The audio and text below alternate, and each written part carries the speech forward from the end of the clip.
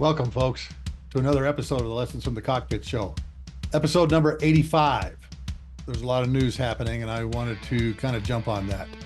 My name is Mark Hasara, and for over 25 years, I was a KC-135 pilot in the United States Air Force. Yep, went all over the world passing gas for a living. On the Lessons from the Cockpit Show, we interview some of the most fascinating and intriguing pilots, aircrew members, maintainers, and aviation enthusiasts from all over the world. We want to hear their stories, but more importantly, what did they learn from being in these extreme and extraordinary military, commercial, and even general aviation environments? Our purpose is to show how does the aviation world work and increase critical thinking skills both in the air and on the ground. Many of the stories that you hear on the Lesson from the Cockpit Show are being told for the very first time. This episode of the Lessons from the Cockpit Show is brought to you by Wall Pilot, custom aviation art for the walls of your home, office, or hangar. These are custom 4-foot, 6-foot, 8-foot aircraft profiles printed on vinyl, like the one you see here behind me, that you can peel off and stick to your walls. Let us do a custom one for you. Fill out the form. We'll put your name on your favorite airplane from your favorite unit with your favorite bomb load. Go to wallpilot.com and either purchase some of the ready to print. I believe there's 144 now ready to print from World War II all the way up to 5th gen fighters, or let us do a custom one for you. There's a lot going in on the news. And I want to touch on something that's happened in the last 48 hours in the Middle East. And it looks like a good day for the Israeli Air Force and not so good day for Hamas. So grab an adult beverage of your choice, sit down, strap in, and let's begin the Lessons from the Cockpit Show. And let's talk about airstrikes on leadership targets in two separate attacks in the last 48 hours. The Israeli Defense Force has killed the second in command of Hamas, Ismail Heniyeh, in downtown Tehran, of all places. He's the guy who's responsible for a lot of the 7 October attacks. He's the guy responsible for a lot of the 7 October attacks of last year that killed, I think it was like 1,300 Israelis. The other gentleman is Fuad Shukar. He is responsible for the Beirut bombing of the Marine barracks back many years ago during the Reagan administration. He is also the gentleman that is responsible for a recent missile attack on a soccer field in Israel. I believe it's up at the Golan Heights that killed 12 children while they're playing soccer. These guys are political leaders, but they're also political leaders and military leaders, because they are planning and executing basically missile strikes and terrorist attacks on the Jews and the Israelis. Benjamin Netanyahu has come out and said, we will find you, we will track you down, and we will eliminate you. Ismail Heniyeh in Tehran, that's really ballsy. And there could be a lot of second and third order effects of that particular strike, because that's definitely widening the war. But so is the strike on Fuad Shukar.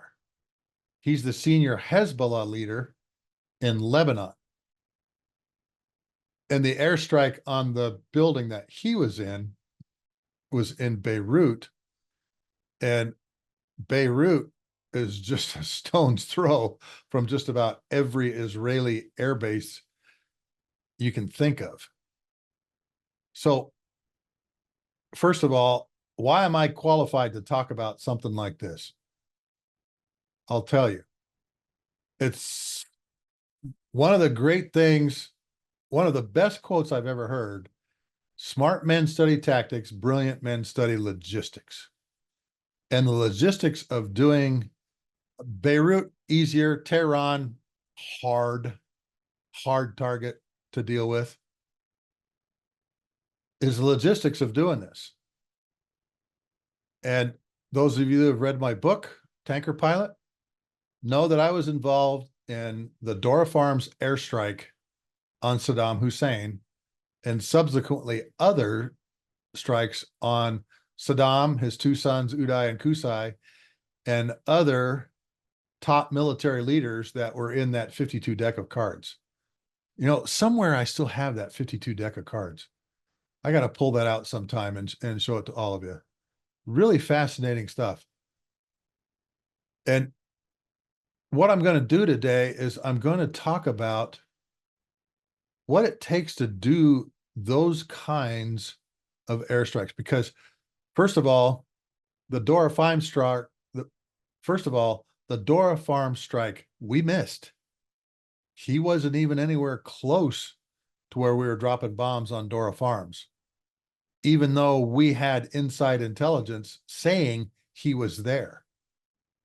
Other strikes that we had on Saddam, on bin Laden, and other leaders in the Taliban and Al Qaeda, some of them went good. Some of them we missed completely. Some of them were just failures, period.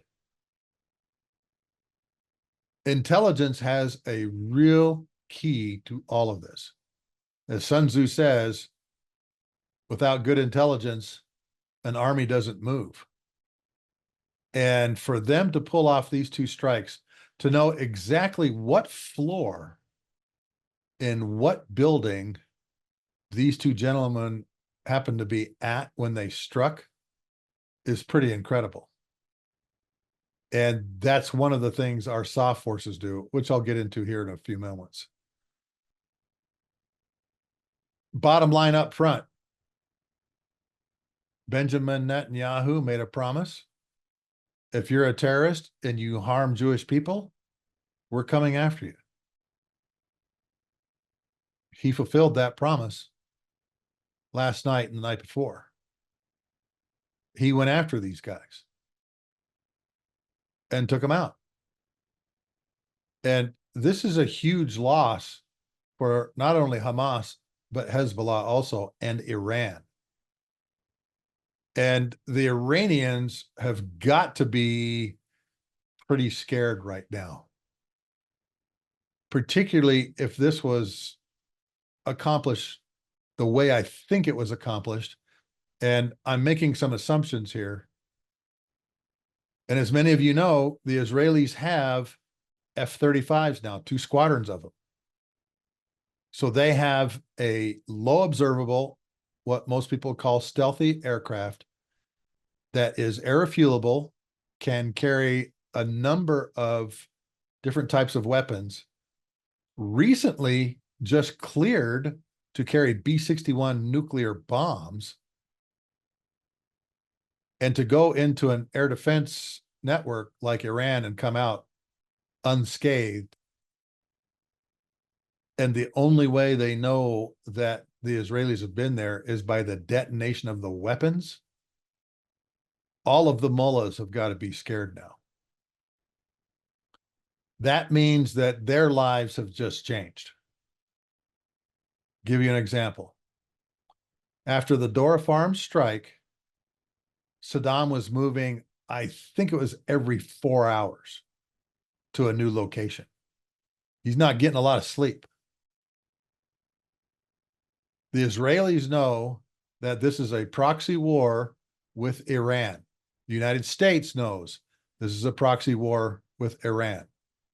Iran's leadership now can become potential targets of a low observable aircraft that can fly there, obviously, probably with air refueling.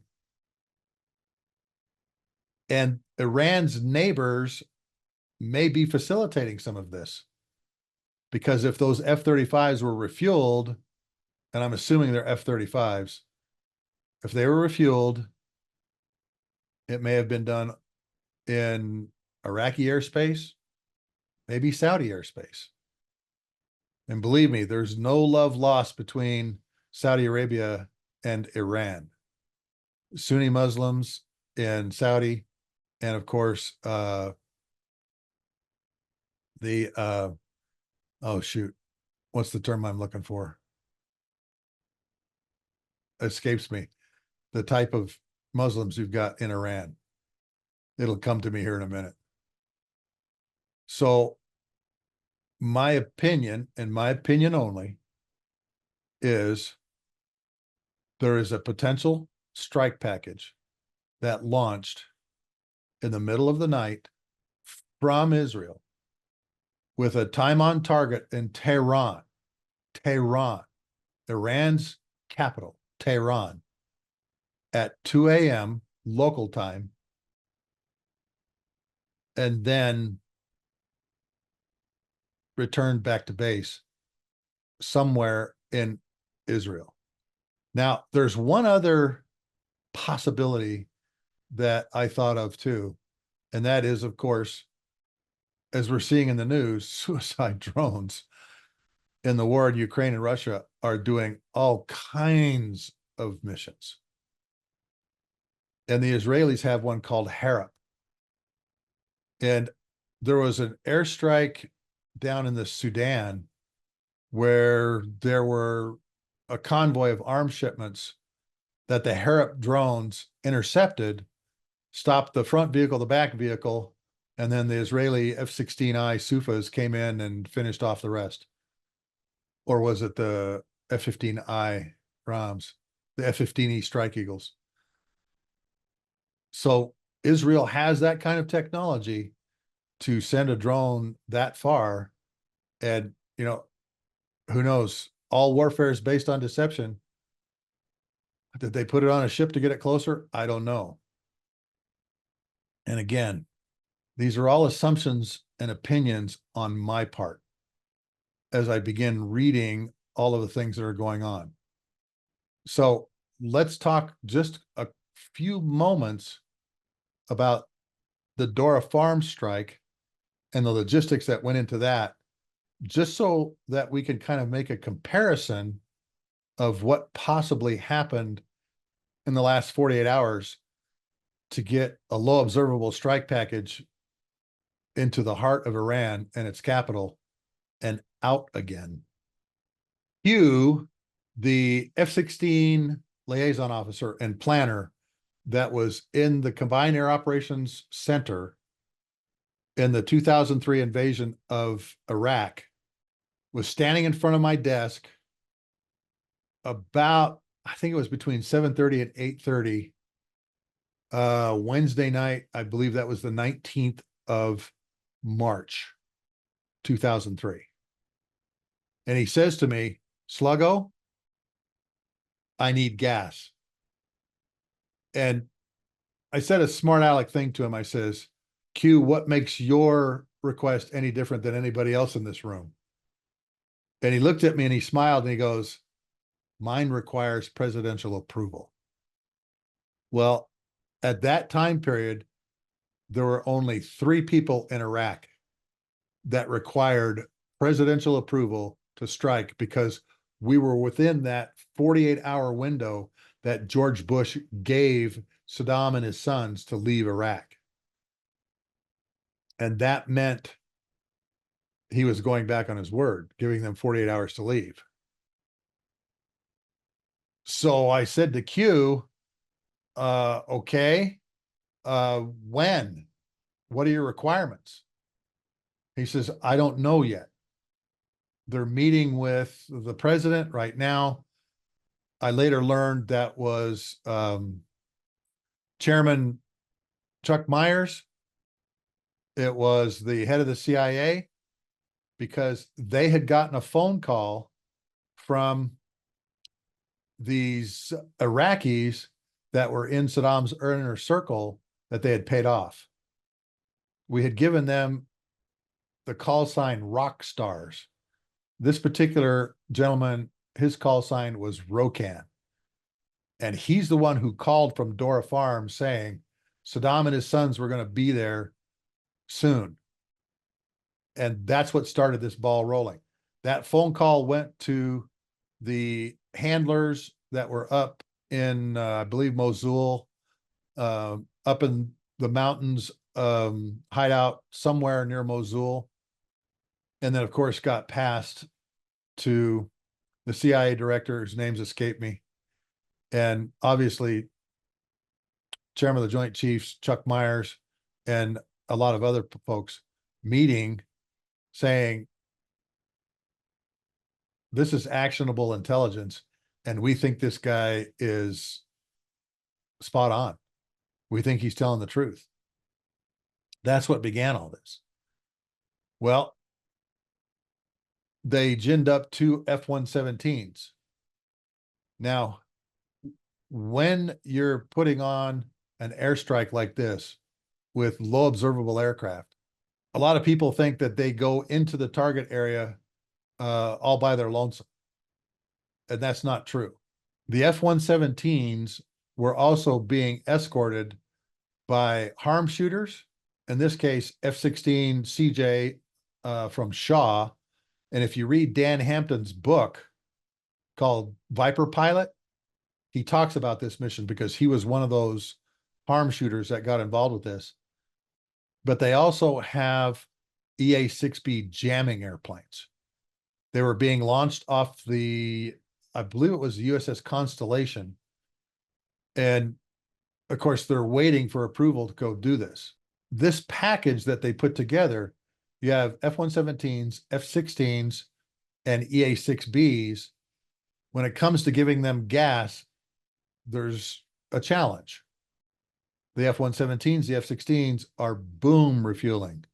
The EA-6Bs, as you well know, are drogue refueling. That meant we had to find a KC-10 because the KC-10 could do both types of refuelings, but more importantly, we could keep the package together. They would all go at the same time because these airplanes could all refuel off of the same tanker.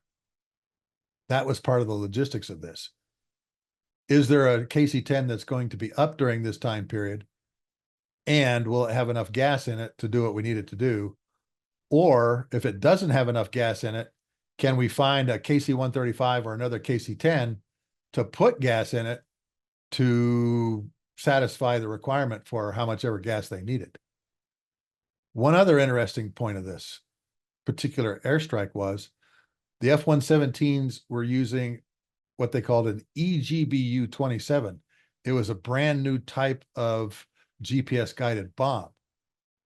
So when the package finally did go, and they said, we have to go no later than 3:15, and I think they took off at 3:12, because you don't want the F-117s out during the daytime, this big black arrow-shaped airplane out in the sun. They had like 3 minutes to spare. One of the pilots couldn't get his brand new EGBU-27s to tune up to the GPS signal. So they're trying all kinds of things and finally got the green light on both bombs. They did what's called a team strike. And so from what I understand, south of Baghdad, they split up. One going around the east side, one going around the west side of Baghdad. They then turned south to Dora Farms. Dora Farms was real estate located in a big hook in the Euphrates River. Real easy to spot, real easy to pick out. And one F-117, Ram 11, Ram 12 were their call signs, went across the target area, dropped their bombs on suspected underground bunkers.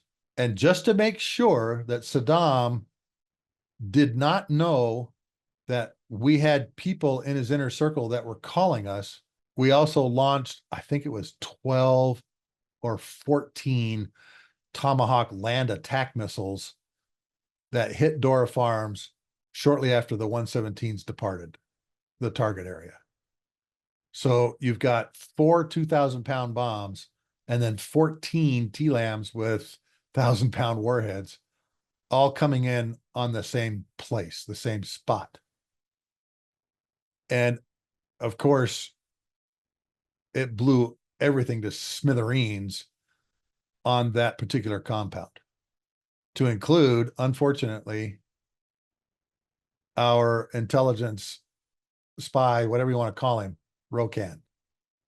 From what I understand, he did not make it off the target area when these airplanes and the TLAMs came in.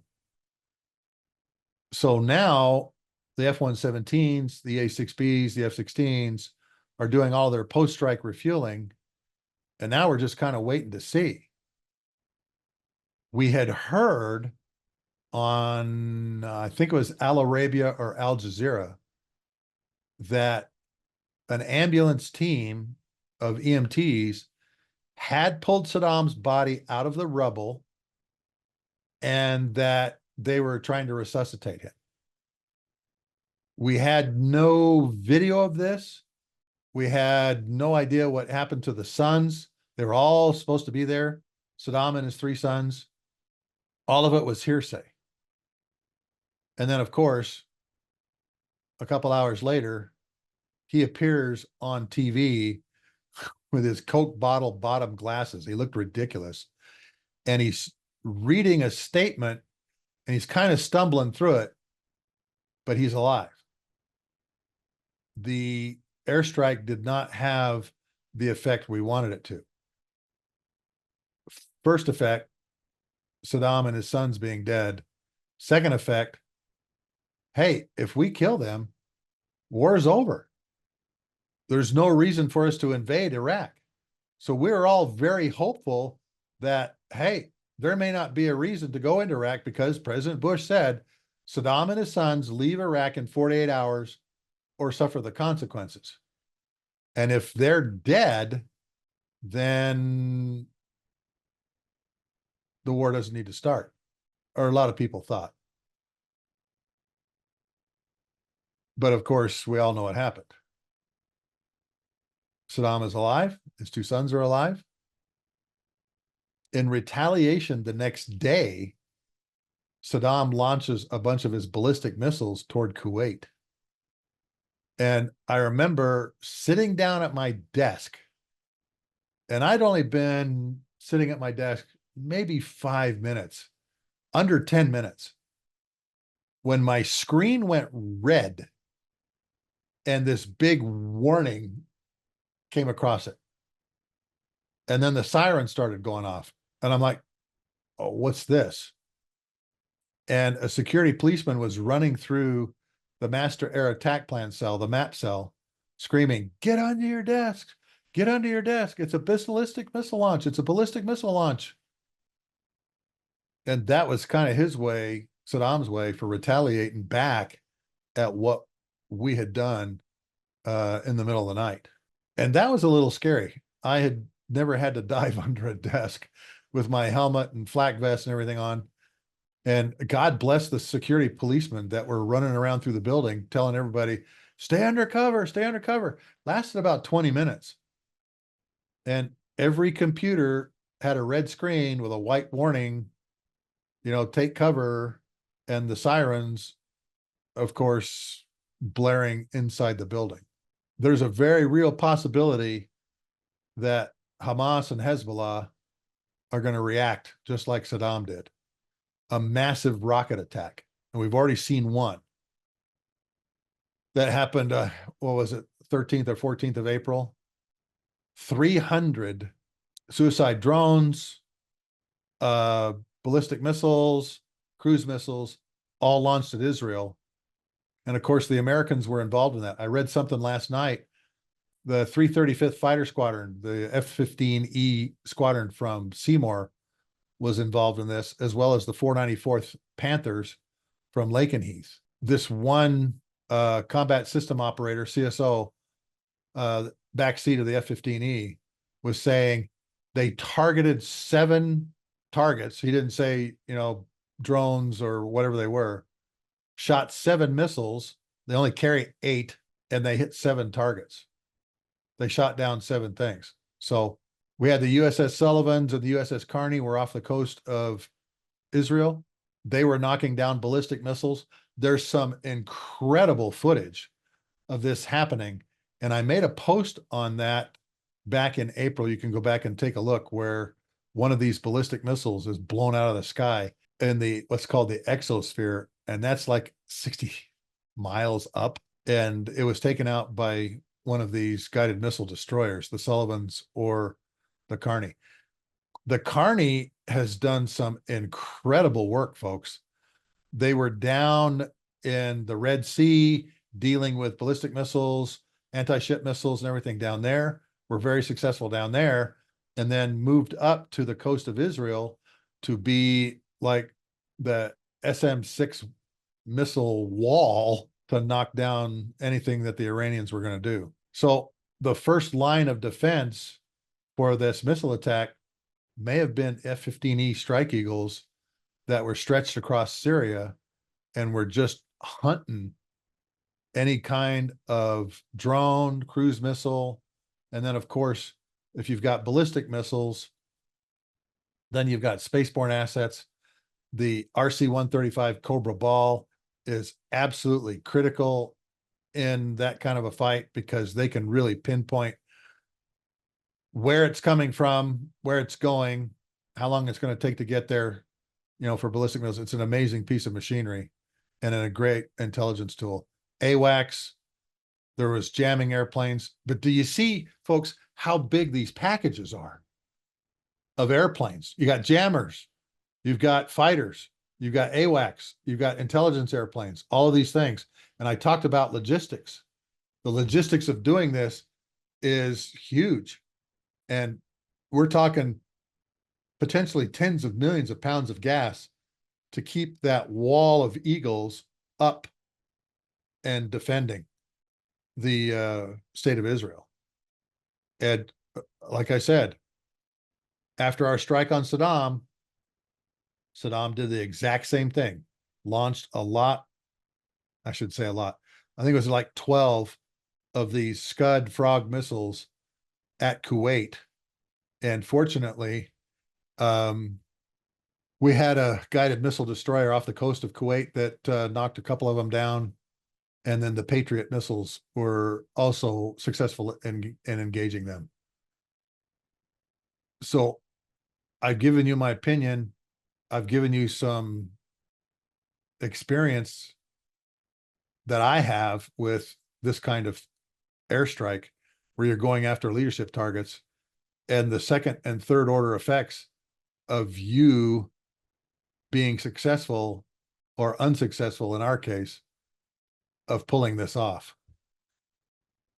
So just real quickly, let's talk about what I would call some of our lessons learned from doing this airstrike on Dora Farms. And the other one that we did was on the Mansour district, where we thought Saddam and Uday and Qusay were also. First thing, do you have the political will to do this? Is your government, like Cap Weinberger said, do you have the political will to do this? And are the people behind it? Well, right now, the Israeli people are all behind this because of so many people that were killed in the 7 October attacks. Next thing, your intelligence has got to be really, really tight. How did they know that Ismail Heniyeh was going to be in that building on that floor at that time? How did they know Fuad Shukar was going to be in Beirut in that building at that time? Next thing, the logistics of putting all this together is huge. I mentioned to you already, we had to keep the package together, but the package had to be refueled from both boom and drogue airplanes. And what is the composition of that package, which I'm going to talk about here in just a second, where the Israelis are concerned, because they have one thing that we also have, but we have it in an older airplane, and that is compass call. And we just are right now in the midst of replacing those old C-130s with brand new Gulfstream compass call aircraft, very much like the Israelis have in their Air Force.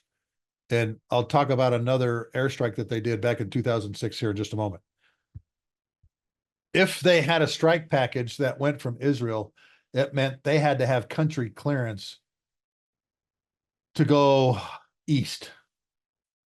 So who do they have to the east? Well, Jordan, Saudi Arabia, Syria, Iraq. Did they get country clearance to go across? Okay. And we had to have country clearance to do a lot of things that we did, to include, believe it or not, jamming. Our commando solo airplanes, it says right in the foreign clearance guide that if you're going to jam on, you have to have country clearance to do that. And these guys showed up during the Second Gulf War and didn't have that clearance. And it took a while to get that. And sometimes these country clearances take a long time. And and this is an if, and an opinion of mine, if the Saudis were involved and Prince Salman knew that this was coming, that's kind of a big deal. And like I said, there's bad blood between the Saudi Sunnis and the Iranian Shias. That was the term I was looking for, Shia. Next thing, what's the composition of the package that's going to go in? And as I mentioned to you, F-117s didn't go out without jamming, didn't go in without jamming, and some type of suppression of enemy air defenses, destruction of enemy air defenses assets that were going with them. How do you take down the Iranian integrated air defense? A long time ago, folks, I downloaded off of this website. It was called Above Top Secret. They had a Google Earth overlay that you could download, and it was pretty good size. That showed every active and deactivated SAM site in the world. And you go look at Moscow, and those Moscow leaders, man, they're a bunch of anxious, anxiety-ridden people, because there was literally a SA-20 site, it seemed like about every 15 miles encircling Moscow. And then, of course, the last thing is return to base. How are you going to do it? How are you going to get everybody out? And more importantly, what happens if somebody gets shot down? How are you going to rescue them? Because we wouldn't do these kinds of airstrikes unless we were pretty sure we could get our rescue forces in there to pull them out. And you have to remember, rescue forces isn't always helicopters. It could be special forces. It could be Delta Force. It could be SEAL Team 6. It could be a lot of people that can go in there and help a down pilot pull them out. So those are some of the lessons learned and just some of the ideas that I have where this airstrike is concerned. Okay, so this next portion, I want all of you to understand, these are assumptions on my part, educated guess, and opinions on how this could have possibly gone down.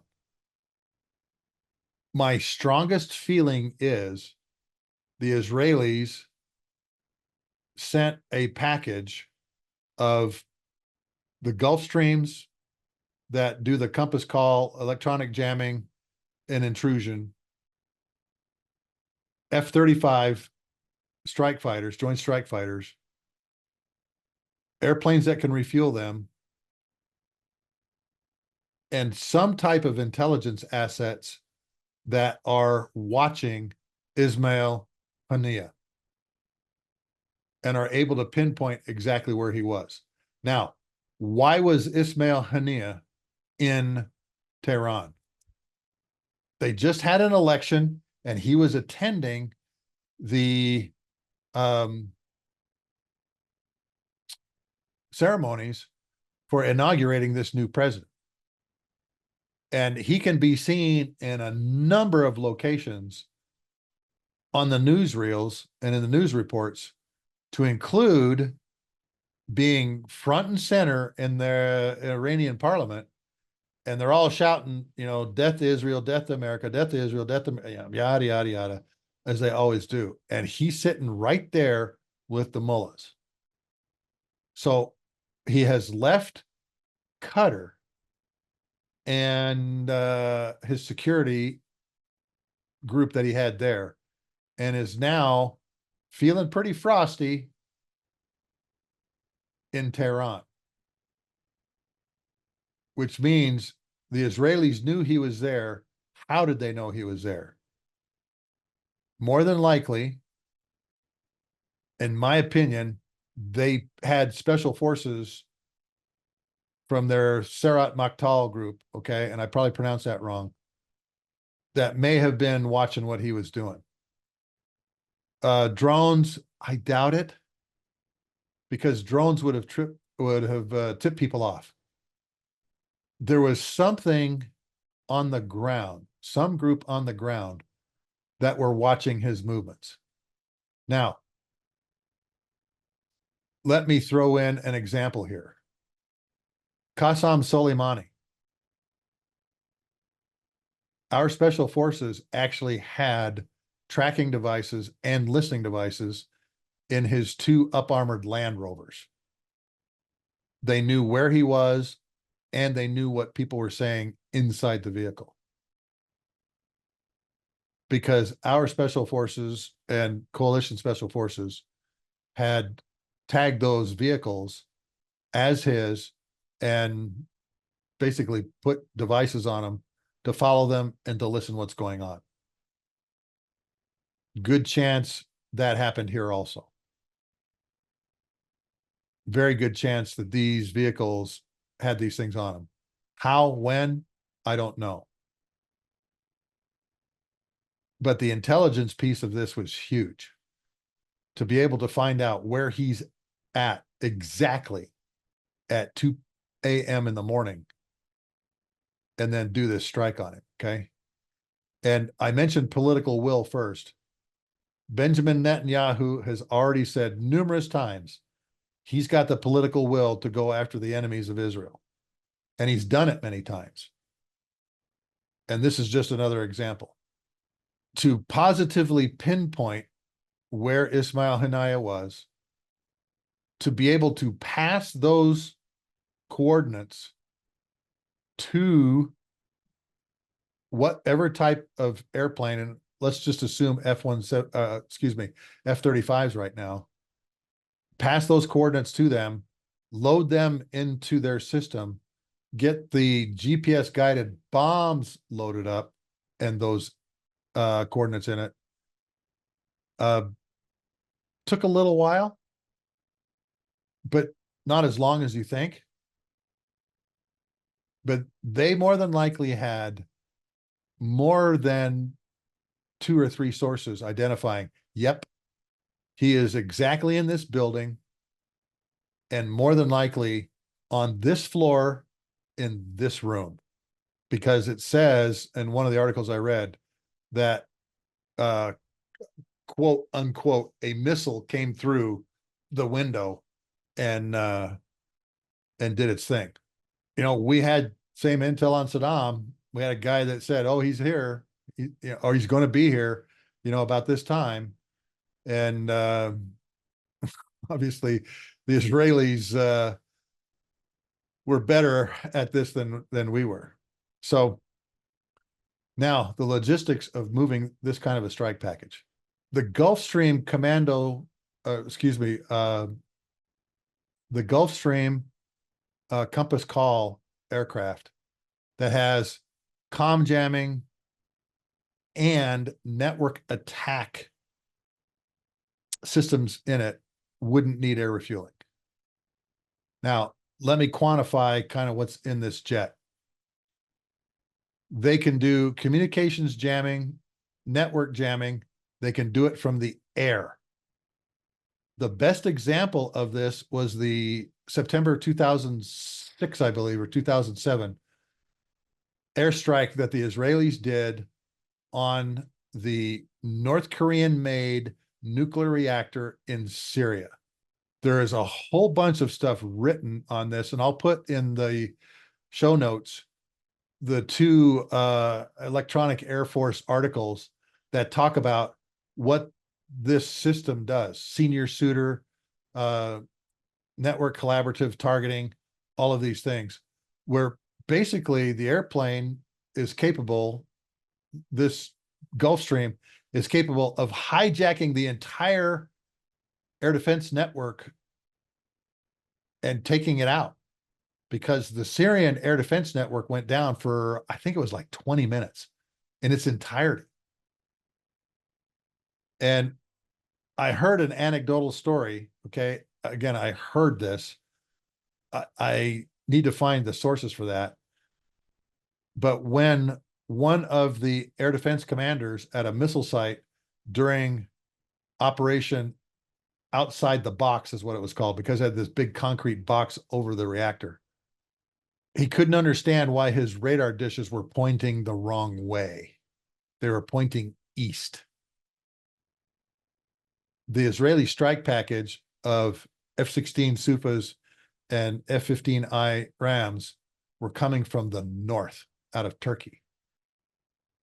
So they were able to go in, hijack the system, and not only mechanically, but electronically mess the system up with this Gulfstream jet and all of the tools that it has on it. And like I mentioned, I'll put these two articles, I've got them saved because it's a fascinating stuff. The world of electronic warfare, there's some really interesting things that we can do with it. And so the Gulfstream jet was tasked with comm jamming, taking out the air defense network and hijacking it, and putting a lot of false stuff in it. The F-35s, and more than likely only two, a good guess on what kind of weapons they were carrying. And again, this is only my guess, but the Israelis have in their inventory what we call GBU-39 small diameter bomb. It's a 250-pound bomb, but it's a glide bomb. It has wings on it, and it would be perfect for this kind of target, because if you have the exact location of where this Ismail Heniyeh guy is, one of the great things about GPS guided weapons is not only do you do lat long, but you also input height, how high the target is. And so that gives you the ability to even pick a window. These are glide bombs, and I can't remember off the top of my head what kind of range they had, but maybe 40 miles, maybe more. And of course, if you pitch these things, meaning if you're going really fast and kind of pitch up like this and release them, they'll go even farther. And these are very, very precise weapons. They come 4 to a rack on a what's called a bomb release unit 61. There's 4 of these GBU-39 small diameter bombs on each rack. The F-35 also carries the AMRAAM AIM-120 in its internal bay also. So they were also able to provide self-escort and possibly drop and release these small diameter bombs that have some range on them. And a number of the things that I've read said it was a missile, it was a missile. Well, a 250-pound bomb is going to act like a missile. You're not going to shoot a Maverick missile because you have to get too close. But if you've got some type of little small diameter standoff weapon like this, you're golden. So these two F-17, I keep saying F-117s, these two F-35s, if they have really good intelligence and they know the location, they can put all that into their system. And remember, the F-35 has this electro-optical targeting system, EOTS. And I've posted on my YouTube channel shorts here an F-35 that picks up a HIMARS missile being launched. And I had some other stuff in there. It shows a tractor trailer going down an Arizona highway. And folks, the detail in this is incredible. You also must remember that these pilots are flying with helmet-mounted cueing systems, helmet-mounted displays. There isn't a like traditional type of heads-up display in the F-35. It's all done in the helmet, and it's done through this electro-optical targeting system. And it's very precise. So this package probably launched out of Israel, joined up somewhere. I'm not sure where the F-35s are all located. I believe it's in the base in the south and where the Gulfstream is, and then, of course, the tankers. And then they took off.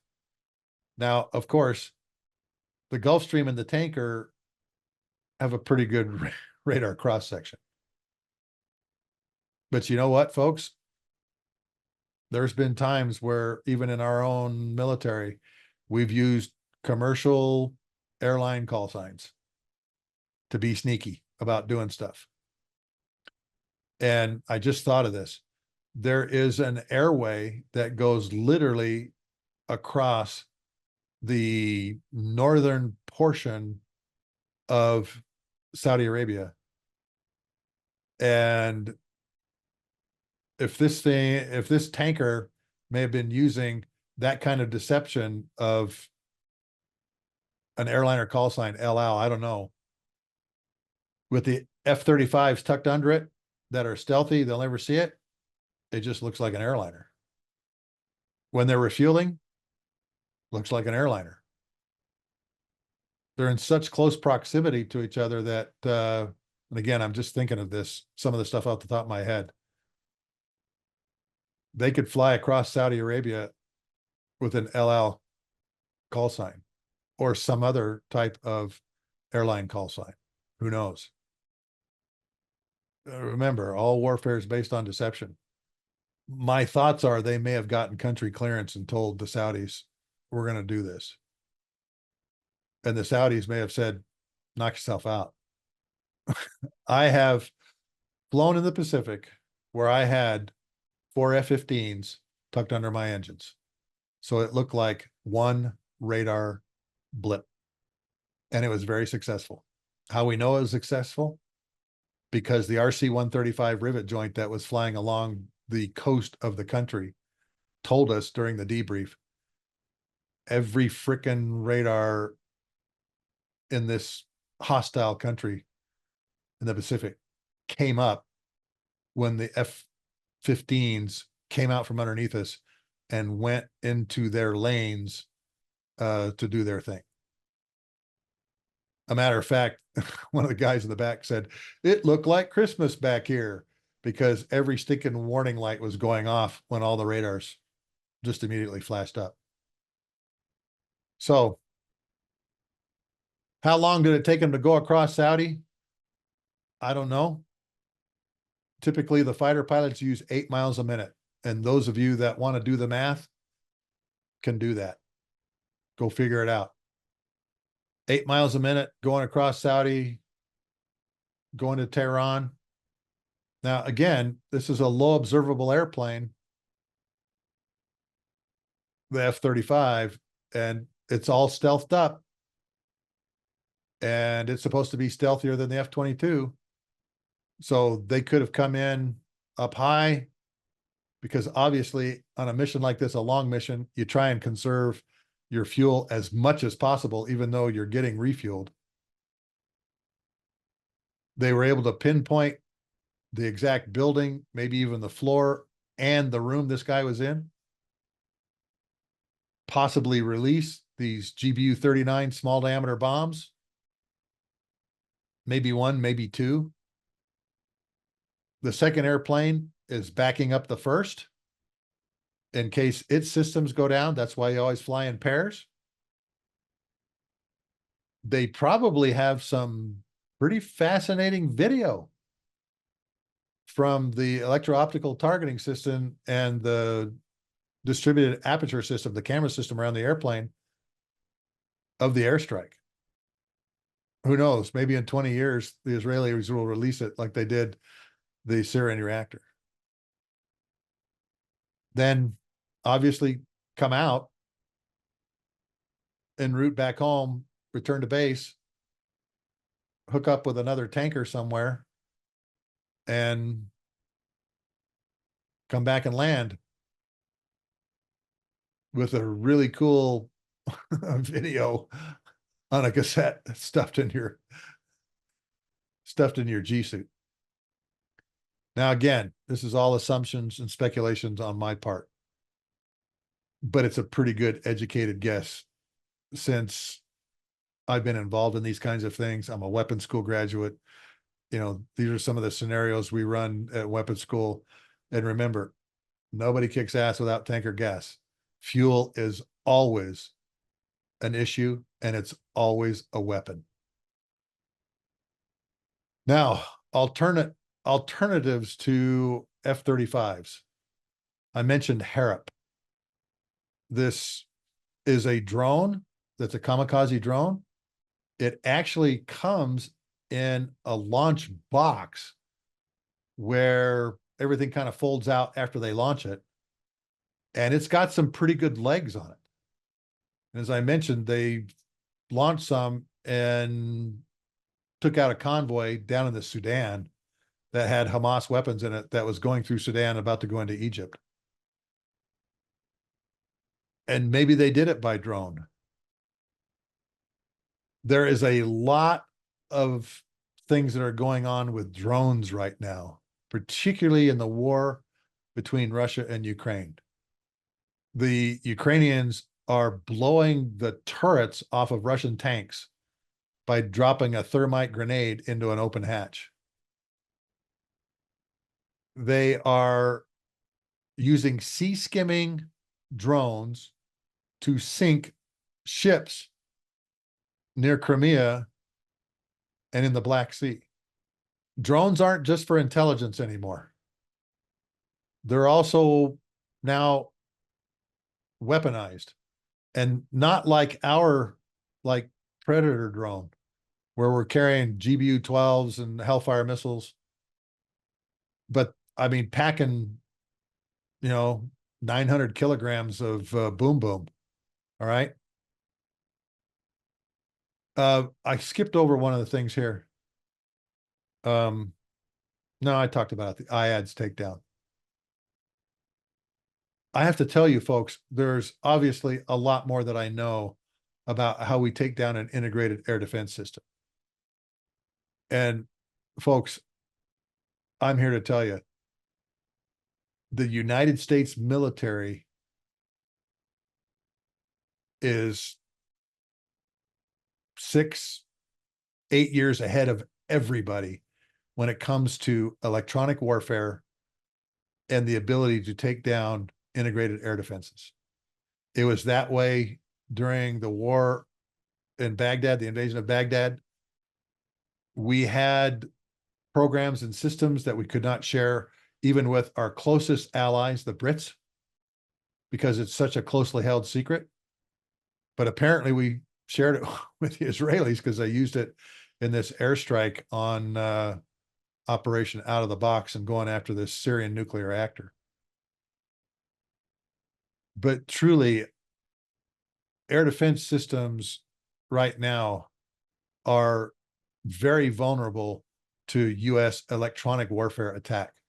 We can use kinetic means, meaning make it blow up, or non-kinetic means where we're electronically messing up the system. And I mean truly messing it up. When your radar dishes are pointing the wrong direction. And again, I hope this is true. This Syrian SAM operator going, why are they looking this way when they should be pointing this way? We think. That's pretty cool. And it's all there to protect our forces. I mean, I want you to think about this. How long did the integrated air defense system of Baghdad in 2003 last?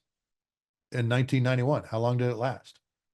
Now, there were still some SAM sites out there, and we were picking them all off. But again, we were flying a lot of our non-stealthy airplanes, like the A-10 over Baghdad. And those A-10s that did get hit were hit with man-portable infrared guided missiles, not radar missiles. Oh, I forgot one other thing. Little buddy, and I'm being real careful here. Most of our airplanes have on board what's called a towed decoy. It is a towed decoy with attached to the airplane with a fiber optic cable that is feeding into the electronic warfare suite of the aircraft that acts as a decoy, I think, on like a 1,500-foot fiber optic cable towed behind the airplane. They call it walking the dog. And they call the little bullet-shaped decoy Little Buddy. Dan Hampton talks about it in his book about deploying these things. And the F-35 has a towed decoy. Now, if you deploy that thing and it starts, for lack of a better term, beeping, does that defeat the purpose of being low observable? Yeah, maybe. If you're being fired at and that thing is sending out signals going, here I am, and the missile goes for that, then you're probably better off. But in all the articles I've read so far, it sounds like the Iranian air defense system didn't react, which means low observable or stealth aircraft doing the deed. Now, the other guy, Fuad Shukar, he's in Beirut. A lot of these same things that I've talked about, political will, intelligence, country clearance, package IADS takedown, and return to base still apply, but they're not going very far. And I know that, I know from a friend of mine, there was an F-35 pilot in the Israeli Air Force that actually took a picture of himself or his wingman over Beirut, and he got a lot of trouble for that. Beirut's not that far from any of the bases in Israel. No refueling required. Go up there, load the airplane up with GBU-39 small diameter bombs, or GBU-38, or GBU, what is it, 54? 54, which is the laser JDAM 500-pounder, and go up and I know where the guy is. I've confirmed that he's there. I've confirmed that he is in this portion of the building. And you go up and release weapons on him. So now, folks, these two Hamas and Hezbollah leaders have been, CNN is saying assassinated, others are saying killed. My good friend Rush Limbaugh would say, have assumed room temperature. What are the second and third order effects? And I've mentioned them kind of already. This is really going to stir up Hamas and Hezbollah. Having these two leaders taken out violently by airstrikes is really going to stir these folks up. And now Israel is fighting wars, not a war, wars. One against Hamas in the south, one against Hezbollah in the north, in Lebanon, Syria, the Golan Heights, all those kinds of things. I remember having a good friend of mine who was an Israeli F-16 pilot when I was going through squadron officer school as a captain back in the late 80s. We had someone in our group ask him, what gives you the right to go up and use our sophisticated airplanes to do what you guys are doing? Not a guy who enjoyed our relationship with the Israelis. And I'll never forget what this F-16 pilot said. He said, you are a big country and you can afford to make big mistakes. I can fly across my country in its entirety in 14 minutes north to south. We are a little country. We cannot afford to make big mistakes. We can only make little mistakes. And even those little mistakes can cause us big headaches. The 1972 war, when the Arabs struck first, is the best example. But he said something else during this conversation that I've never forgotten. And he said to this one gentleman, this is why we do what we do with these airplanes that you give us. We are going to show and will show our enemies that we are not created equal. We are not created equal.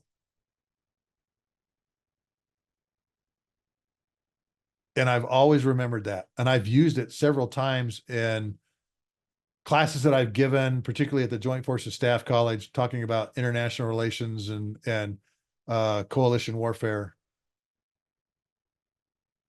We use the tools that we have to show our enemies that we are not created equal.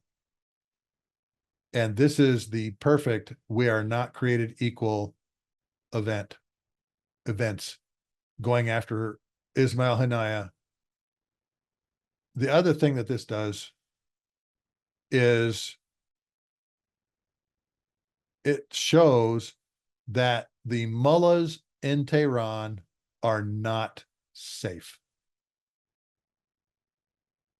The mullahs in Iran, in Tehran, in their hiding places,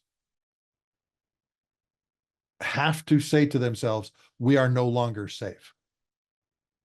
Saddam was moving about every 4 hours, and that takes a toll on the human body. These folks, the leadership of Iran, the mullahs, have to understand that now the Israelis have flown some type of airstrike into their capital and have taken out with precision the second in command of Hamas. And so all of the Ayatollahs and mullahs have to be pretty scared and anxiety ridden right now.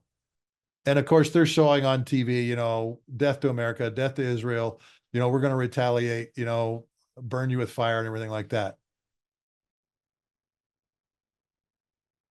But what was it, the movie, Tom Clancy book, The Sum of All Fears? There is one adversary, there is one group in this equation that does have nuclear weapons, and that's Israel. What it'll take for Israel to potentially use those, I have no idea. I hope they never do. I hope we never have to use them. I hope nobody ever uses them on us. But this is an airstrike that shows we are not created equal. And if the Israelis can do this, you can imagine what we could do. If we have the political will, tight intelligence, our allies are with us, we use all of the tools that are available to us, all of them. None of them are taken off the table, to include nuclear weapons, tactical nukes.